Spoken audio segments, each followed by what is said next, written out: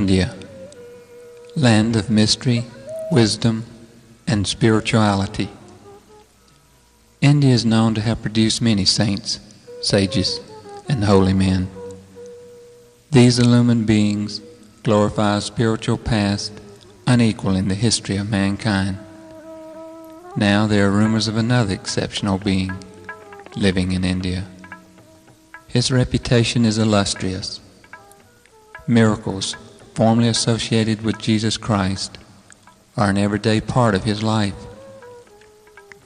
Millions in India and throughout the world consider him to be an avatar, that is, a divine incarnation. His name is Sri Sathya Sai Baba. He exhibits all the characteristics of a divine incarnation. Those of omniscience, a consciousness aware of all events, omnipresence, being in all time and space, and omnipotence, being all-powerful. The prophecy of a world teacher or enlightened being who will lead all mankind into the path of love and truth can be found in the scriptural text of most of the world religions. Also, major prophets of the last few centuries concur in their predictions of a calamitous period toward the end of this century, followed by 1,000 years of peace. So it seems, the life and teachings of Sathya Sai Baba fulfill prophecies of many religious and spiritual viewpoints.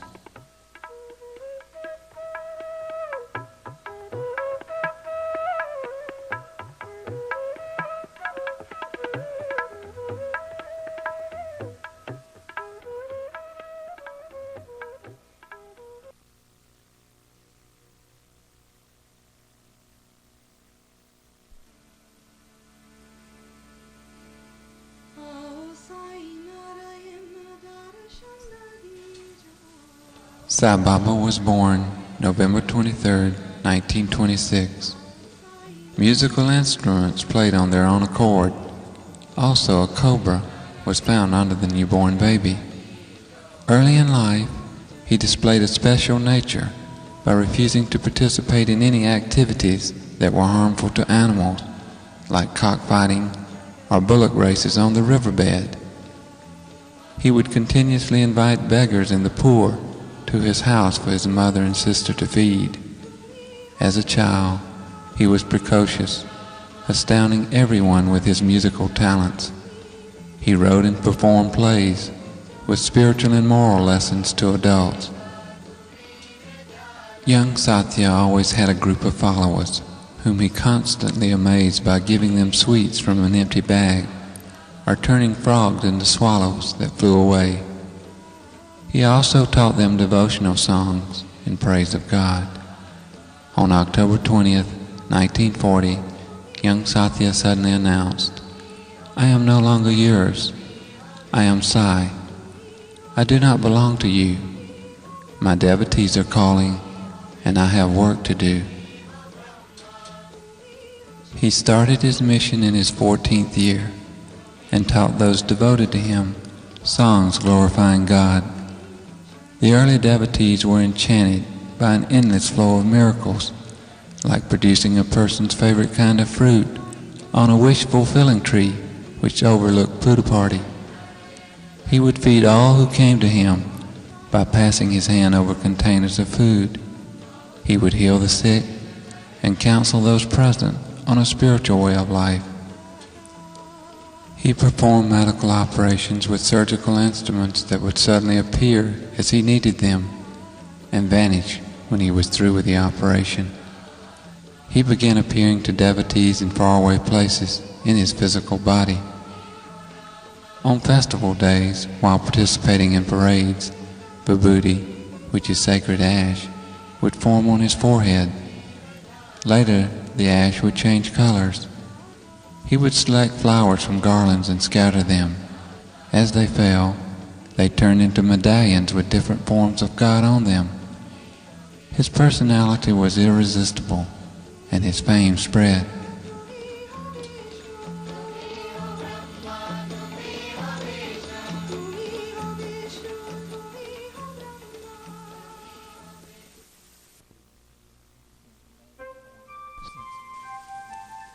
Since love is formless, I do materializations as evidence of my love. It is merely a symbol. I do so not because of any need or desire to exhibit my powers. For me, this is to convince people of my love for them. So far as I'm concerned, this is evidence of my divinity. It is not by any means an exhibition of divinity. What I materialize is a manifestation of divinity with a potent significance as well as symbolism. It is symbolic of the cosmic, immortal, and infinite nature of all forms of God. That is, what is left when everything worldly, transient, and changeable has burned away.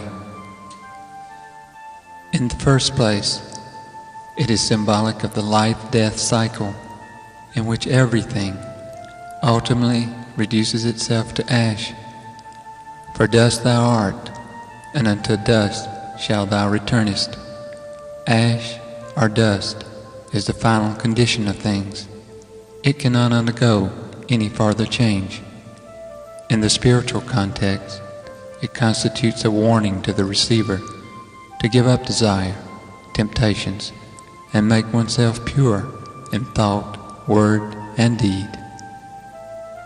In order to press home this lesson, I materialize ash for those who come to me with love and devotion. It acts as a talisman, healing the sick and giving protection to those who need it.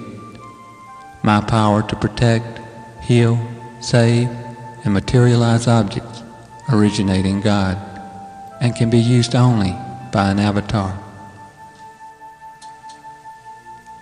The conflict between persons who accept God and deny God, and those who declare that God can be found in this place, and those who affirm that God can be found nowhere, is never ending. While considering this situation, one has to remember that while it is unnecessary to awaken a person already awake, and easy to awaken a person who is asleep, we cannot, however much we try, awaken a person pretending to be asleep. The divine is now denoted by various words that are common currency in a limited human vocabulary. These words describe and propose a meaning to the divine: miraculous, magical, wondrous, etc. Of course, men cannot contain in their minds more than they can hold. They cannot express into words the inexpressible. Only those who have dived deep and contacted the underlying principle of love can picture divinity with some clarity. The divine can be grasped only through love. Reason is too feeble an instrument to measure it. Denial of the divine cannot negate it. Logic cannot reveal it. Be true to yourselves and do not waver. I am unaffected by the praise or blame. My love and compassion envelops all. My grace can be shared by all. I am declaring this to you so you may face life with fortitude. Man can be transformed into a noble, efficient, happy, and disciplined member of society by the implanting of good thoughts, good feelings, good deeds, and good emotions. Such transformed persons will spontaneously engage themselves in the task of promoting human welfare. They will be the promoters of the ideals of the fatherhood of God and the brotherhood of man.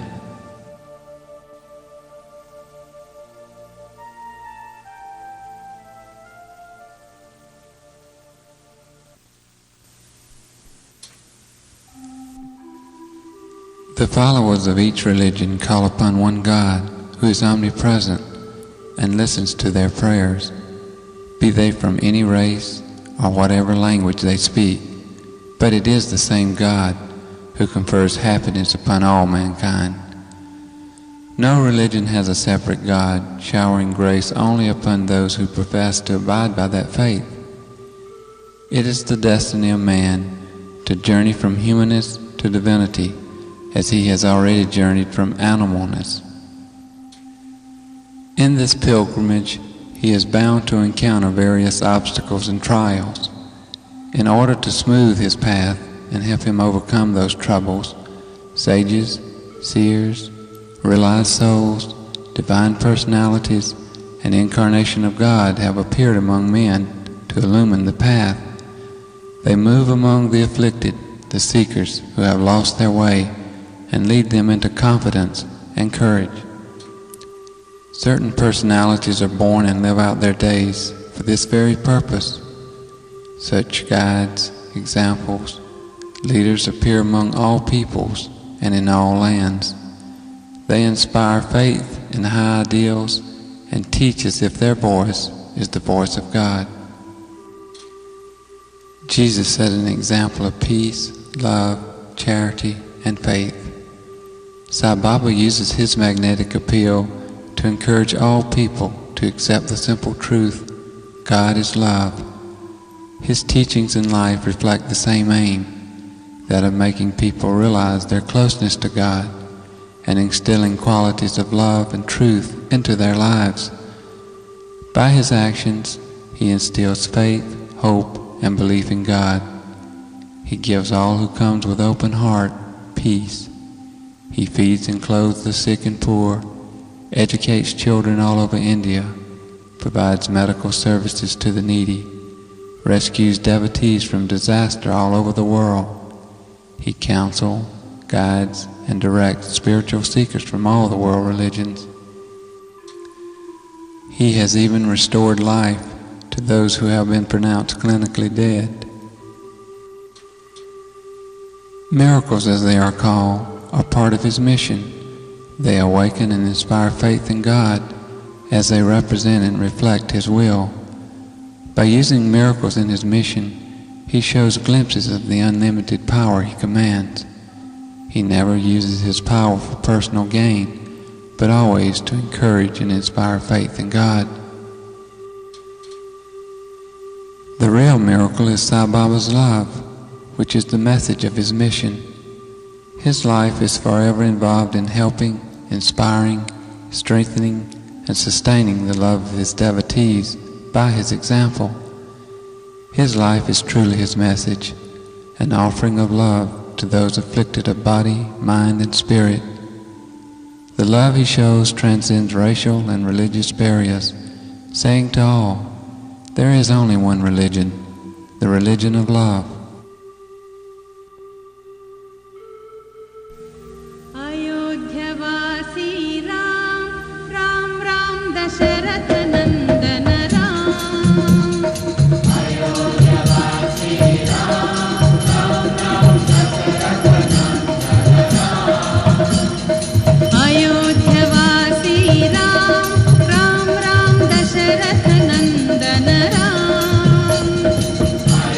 Bhagawan.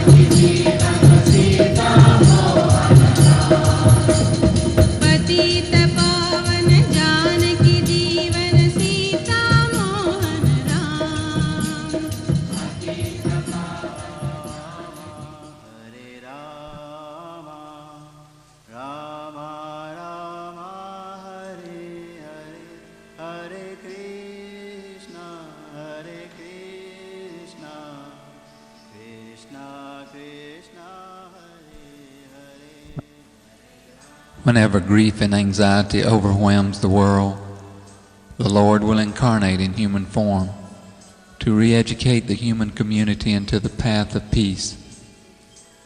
At the present time, strife and discord have robbed peace and unity from the family, the school, the community, the cities, and the state. This is the secret of God coming down as man. The Lord has to come at intervals, so that those who have won the right to be liberated may be saved. I do not appreciate in the least distinctions between various appearances of God. I do not proclaim that this is important or the other is less important. Continue your worship of your chosen God along the lines already familiar to you. Then you will find that you are coming nearer and nearer to me. There is no need to change your chosen God and adopt a new one when you have seen me and heard me. The Lord is love itself. I have come to give to you the key of the treasure of bliss, to tell you how to tap the spring, for you have forgotten the way to blessedness. If you waste this chance of saving yourself, it is just your fate. You come to me for tinsels and trash, the petty little cures and promotions, worldly joys and comforts. Very few of you desire to get from me the thing I have come to give you, liberation itself. And even among those few, those who stick to the path of spiritual discipline and who ultimately succeed are a handful. I am always aware of the future, the past, as well as the present of every one of you, so I am not so moved by mercy. Since I know the past, the background, the reaction is different. It is your consequence of evil deliberately done in the previous birth, so I allow your suffering to continue, often modified by some little compensation. I do not cause either joy or grief. You are the designer of both these chains that bind you. I am always full of bliss. The avatar takes the human form and behaves in a human way so that humanity can feel kinship with divinity. At the same time, he rises to godly heights so that mankind can also aspire to reach God. The realization of the indwelling God as the motivator of life is the task for which avatars come in human form. Today, evil is so widespread that humanity itself would be destroyed in a nuclear holocaust in the event of a world war. It is to prevent such a catastrophe that this avatar has come, to raise human consciousness above the existing syndrome of anger, hate, violence, and war. This can be achieved only by the re-establishment of the brotherhood of mankind. There are two ways in which an avatar can help people: an instant solution as against a long-term one. Any instant solution would go against the fundamental quality of nature itself, as well as the karmic law of cause and effect. Most people live in the material worlds of their desires and egos, which is governed by this law. They reap the fruits of their actions. This brings about their evolution or devolution.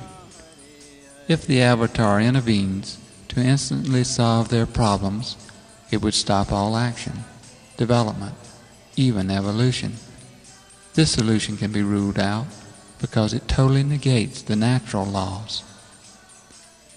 The other and more effective alternative presents a long-term solution, whereby the avatar leads the people themselves to a higher level of consciousness, to enable them to understand the truth of spiritual laws, so that they may turn toward righteousness and steadfastly work for better conditions. This would relate them back to nature and the law of causation. They would then transcend the cycle of cause and effect, in which today they are involved as victims, and thereby learn to control the natural forces to avert calamities. If I cure everything instantly, leaving people at their present level of consciousness, they would soon mess things up again and be at one another's throat, with the results of the same chaotic conditions developing in the world. So, if the Avatar brings these calamities to an immediate end, which I can and do when there is a great need, the whole drama of creation with the karmic law will collapse. Remember, these calamities occur not because of what God has made of man, but really because of what man has made of man. Therefore, man has to be remade, with his ego destroyed and replaced by a transcendent consciousness.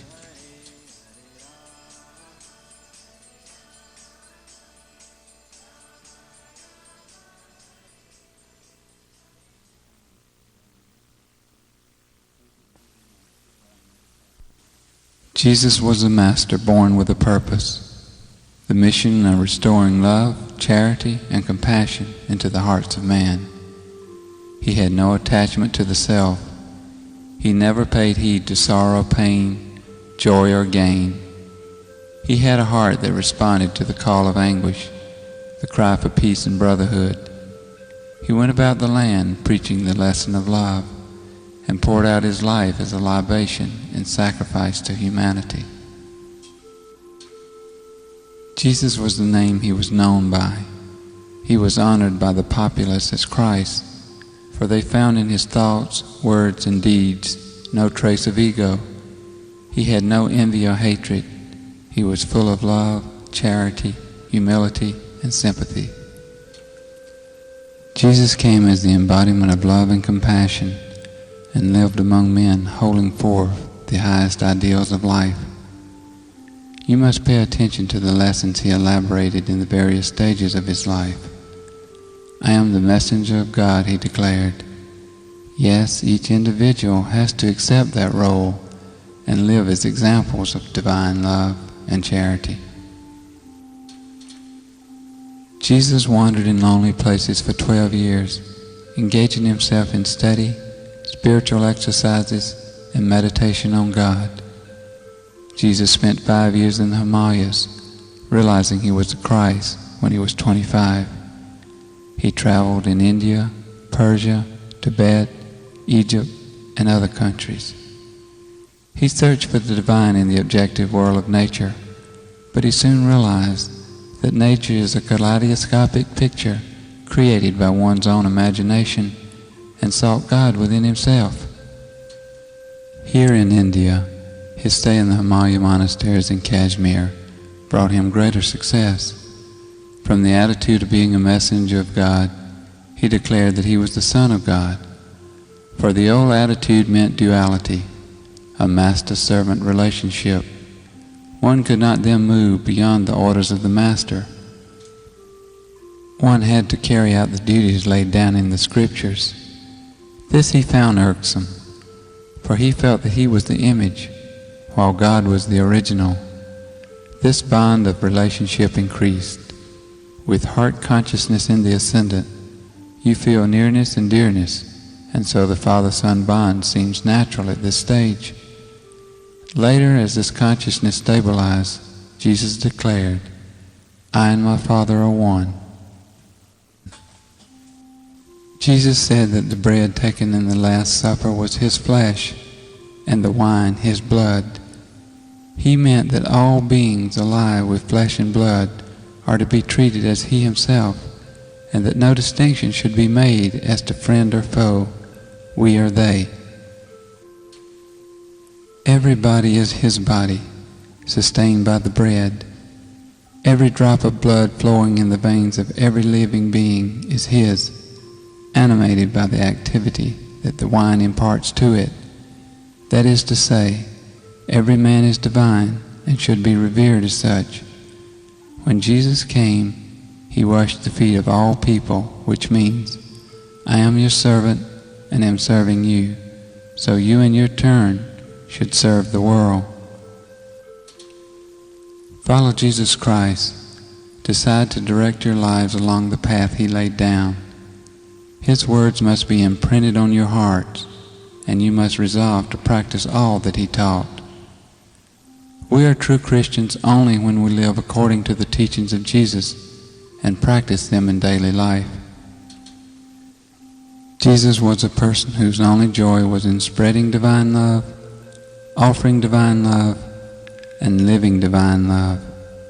That was the life and message of Jesus. Nurture it in your hearts.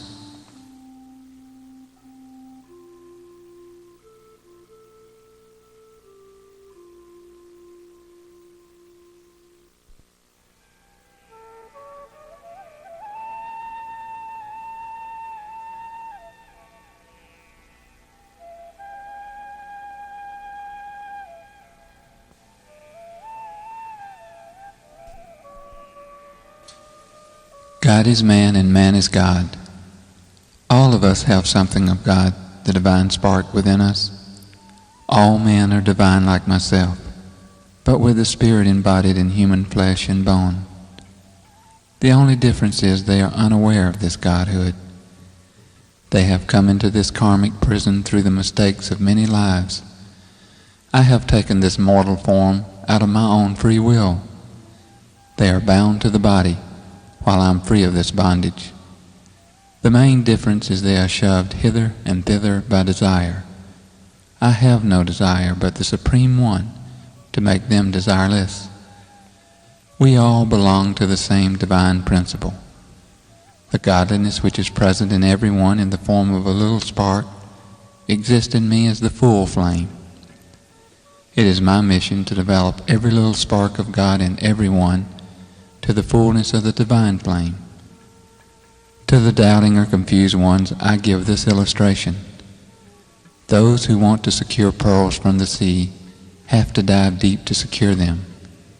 It does not help to dabble among the shallow waves near the shore and say the sea has no pearls, and all stories about them are false. Likewise, if a person wants to secure the love and grace of this avatar, he must dive deep and get submerged in Sai Baba. I preach only one religion of love, the human race into a brotherhood of man under the fatherhood of God. I know only one language of the heart beyond the mind or intellect, which relates man to man and mankind to God. On this basis, I want to build one humanity without any religious, racial, or other barriers in a universal empire of love. So none has to give up his religion or deity, but through them worship the one God in all. I never see or make any distinctions between the rich and poor. I only look at them from the viewpoint of their devotion, their desires, the sacrifices they are willing to make, and their troubles. The rich as well as the poor come to Sai Baba to seek love, peace, and liberation from their problems or troubles. My prescription to them is absolute selflessness and desirelessness. To the poor, this is a natural state or condition, so my love flows to them to embrace their devotion. Thus they obtain my grace. The rich, on the other hand, cannot secure this grace without surrendering their materialistic outlooks and selfish attachments.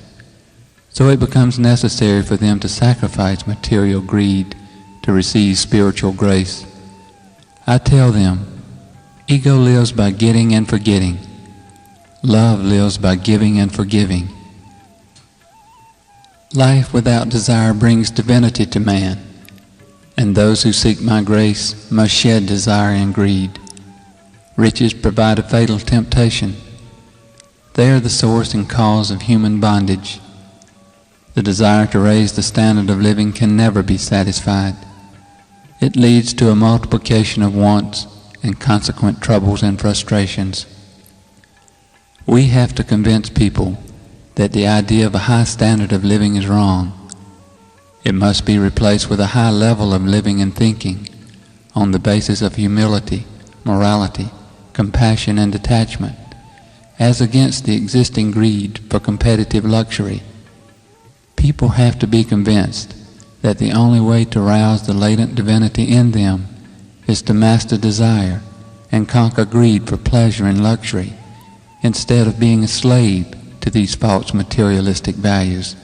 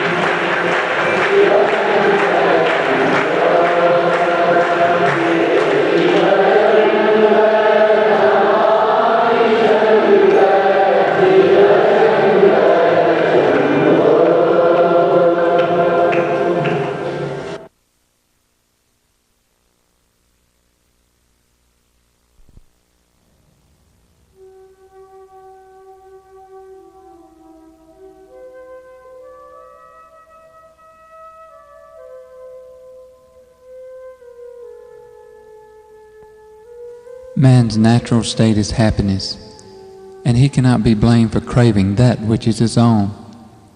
But man is making a serious mistake. He believes that the happiness for which he craves comes from objects which he can experience. What is the remedy? The remedy is to consider the truth, which is never-failing happiness, and that is God.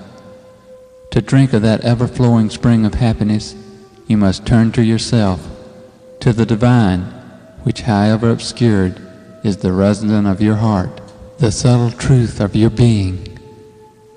Love is the vital and essential reality of spiritual life. In human life, love takes a number of various aspects. Love for the wife and children, for various habits and indulgences, for various objects and ideas, and for God. God is love, and He is there in every aspect of love.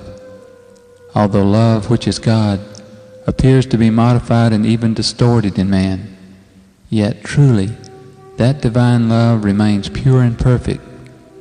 The love in man which is pure and perfect is his love for God. Only love for God is perfect. Gather your love from all aspects of your life and let it flow as one strong, deep river of love for God. Happiness and peace shall be yours. Life without desire means the realization of the pure, genuine self that is spirit. Bound to desire, the self degenerates into selfishness. Spirit turns into ego. The way to self-realization is to cleanse the self of this ego of selfishness. Then you reach a state of consciousness beyond the mind or intellect, revealing the true self, that is God. The mind is like a cloth that covers and stifles consciousness, the threads of which are desires. If we give up the desires, the threads fall and the cloth disappears, revealing our true nature. One has therefore to raise consciousness beyond the mind to achieve self-realization. To gain the infinite universal spirit, the embodied self must break out of the puny finite little prison of individuality. Desire belongs to the senses, the brain, the mind. Once you become free of it, you will realize the self, the spirit, consciousness, enlightenment, and become one with the cosmic power. Self-realization is God-realization. Thus man reaches God.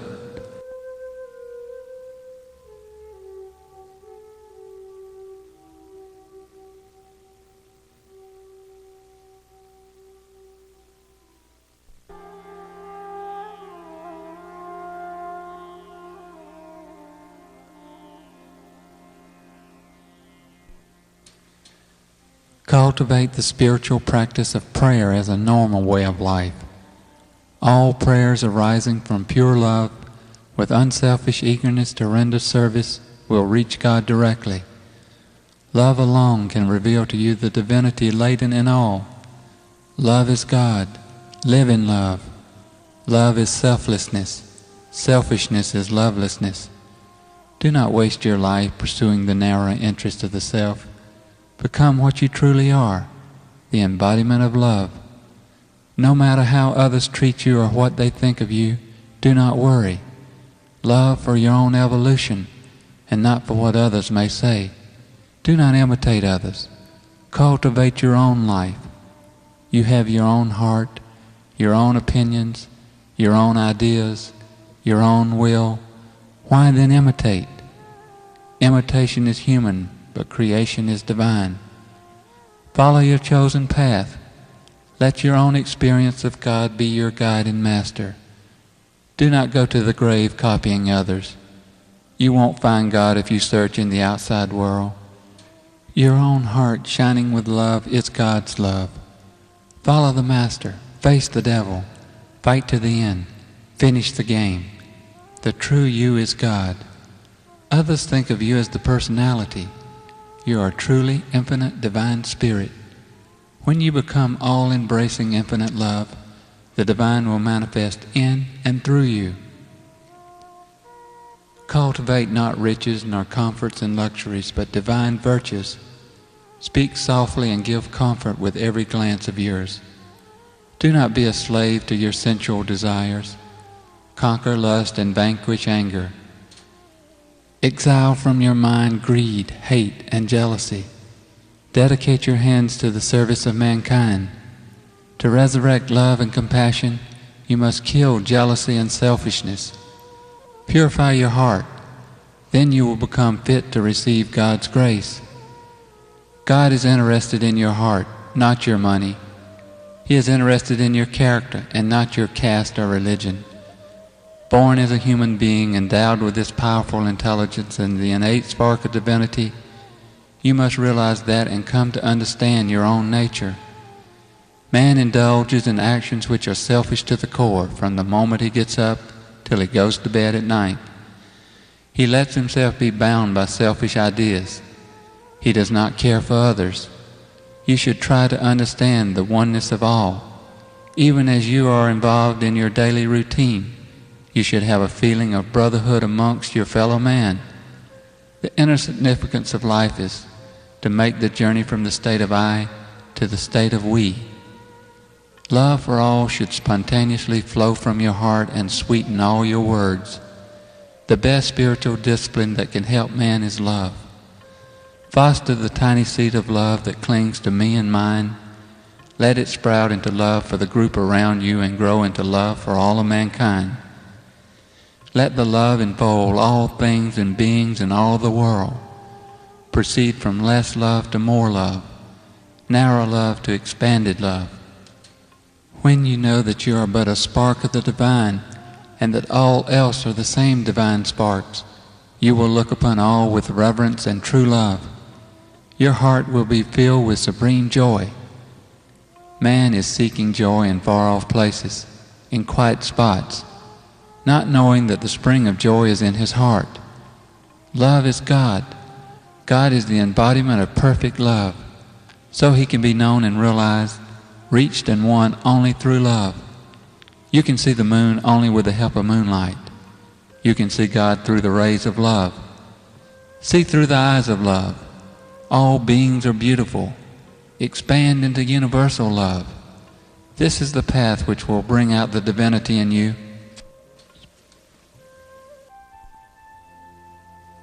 Sai Baba appears. My heart opens. I feel his love and grace upon me. I am aware everyone is visually affected and struggles within themselves to feed on the love which emanates from him. We long for a look, a glance, a word, for we are willing captives of his entrancing nature. He moves slowly toward the Darshan line. My mind wants the moment to last forever. The present becomes so peaceful. My thoughts are of peace and love, and within myself, I feel love for all those around me. Sai Baba's grace is infinite.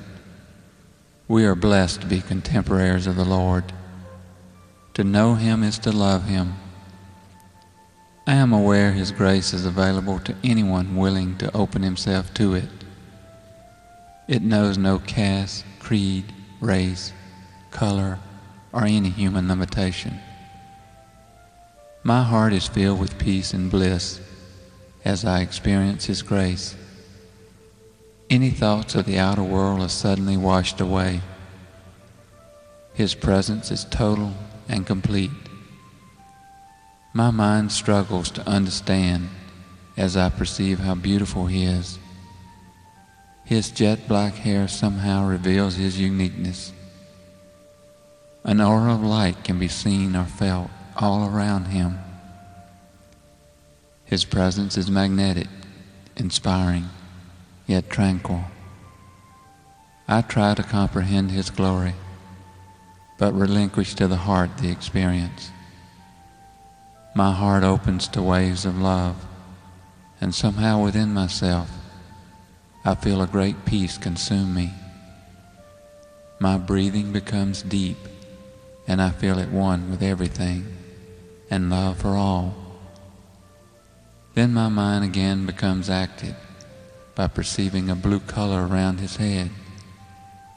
Then I see the blue turn to gold. I am aware how perfect he is, as he walks or flows, I know not which, across the ashram grounds. His movements are beautiful to behold. My heart is full, and I am at peace. I try to follow his every movement, to capture forever this feeling of bliss. My attention is drawn to his hand, as it forms a familiar pose. Without a doubt, I realize I am protected and guided by the Lord. I know that divinity is visiting us and catering to us. The Lord is in the form of Sai Baba. As I analyze his every movement, I am aware his presence is in my heart. I realize we are here to find peace and love in the avatar. Every movement of his is glorious to behold. They infer grace, beauty, splendor of unlimited proportions, as the avatar relates to each one of us personally. Though the moment is sudden and somehow unexpected, the aftermath of his passing is felt within the hearts of all who witness his darshan. The inner being of soul is touched in a personal, unique way, never to be the same again. His darshan glorifies me and elevates my consciousness to a higher place.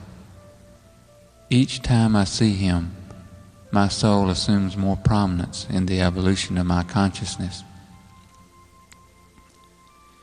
My heart anxiously awaits another glance or look or motion of any kind directed toward me. I long to be close to him, to be in his presence always. From the depths of my soul, I want I know not what, as I see him move toward the temple. My mind realizes Darshan will soon be over. I suddenly feel a slight sadness, knowing he will remove himself physically from my sight. But just as quickly, I feel lifted out of myself, and again at peace. I feel his grace upon me, in me, around me, and forever with me, as long as I remember him. I am filled with the desire to know God, realizing simultaneously that I can only benefit from him, but never understand him. I again become aware of his movements and enjoy the grace and beauty of his motion. It is like a cosmic play proceeding according to his will. He has touched me in some mysterious way, and I feel so very fortunate. He allows the devotees a final look, and then it's over. I hold the moment as long as I can. My mind returns to the present. I am again part of the objective world, but somehow I have been transformed. Somewhere inside myself, I realize my future is assured.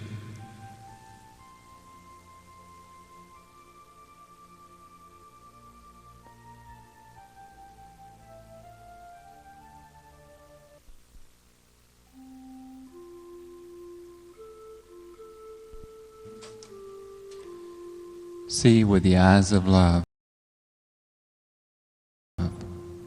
Work with the hands of love. Think only of love. I have come to light the lamp of love in your hearts, to see that it shines day by day with added luster. I have not come to speak on behalf of any particular religion, like the Hindu religion. I have not come on any mission of publicity for any sect or creed or cause. Nor have I come to collect followers for any doctrine. I have no plan to attract followers into my fold or any fold. I have come to tell you of this universal, unitary faith, this path of love, this duty to love, this obligation to love. May you develop this divine love and stand out as harbingers of a new age, free from selfishness, greed, hatred, and violence. Let each of you be a light unto himself or herself, and thereby be a light unto others. All religions teach one basic discipline, the removal from the mind of the blemish of egoism, of running after little joys. Every religion teaches man to fill his being with the glory of God and evict the pettiness of conceit. It trains him in the methods of detachment and discrimination, so that he may aim high and attain liberation. Believe that all hearts are motivated by the one and only God, that all faiths glorify the one and only God, that all names in all languages and all forms man can conceive denote the one and only God. Foster love, live in love, spread love. This is the message of love I bring to you.